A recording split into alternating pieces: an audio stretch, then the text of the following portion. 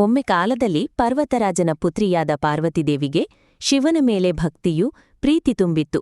ಆದ್ದರಿಂದಲೇ ಅವಳು ಶಿವನನ್ನು ಪತಿಯಾಗಿ ಸಂಪಾದಿಸಲು ತೀವ್ರ ತಪಸ್ಸು ಮಾಡಲಾರಂಭಿಸಿದಳು.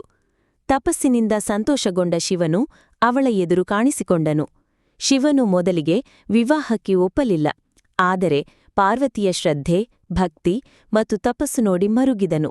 ಬಳಿಕ ದಿವ್ಯವಾಗಿ ನಡೆದ ಅವರ ವಿವಾಹವು ದೇವತೆಗಳೆಲ್ಲರ ಸಮ್ಮುಖದಲ್ಲಿ ವಿಜೃಂಭಣೆಯಿಂದ ಜರುಗಿತು.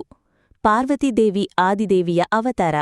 ಶಿವ ಮತ್ತು ಪಾರ್ವತಿ ಜೊತೆಗೂಡಿ ಕೈಲಾಸ ಪರ್ವತದಲ್ಲಿ ವಾಸಿಸತೊಡಗಿದರು. ಅವರ ದಾಂಪತ್ಯದಿಂದ ಕಾರ್ತಿಕೇಯ ಮತ್ತು ಗಣೇಶ ಎಂಬ ಪುತ್ರರು ಜನಿಸಿದರು.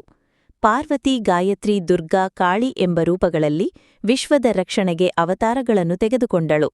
ಶಿವನು ಯೋಗಿ, ಧ್ಯಾನಸ್ಥನೆಂದು ತಿಳಿಯಲ್ಪಟ್ಟರು. ಪಾರ್ವತಿಯ ಪ್ರೀತಿಶಕ್ತಿಯಿಂದ ಜೀವನ ಪೂರ್ಣತೆ ಪಡೆದುಕೊಂಡನು.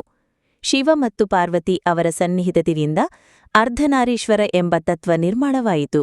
ಇದು ಸ್ತ್ರೀಪುರುಷ ಸಮತೆಯ ಸಂಕೇತ. ಅವರ ಕಥೆ ಭಕ್ತಿ, ಶಕ್ತಿ ಮತ್ತು ಸಮತೆ ಎಂಬ ಮಹತ್ವಪೂರ್ಣ ಮೌಲ್ಯಗಳನ್ನು ಪ್ರತಿಬಿಂಬಿಸುತ್ತದೆ.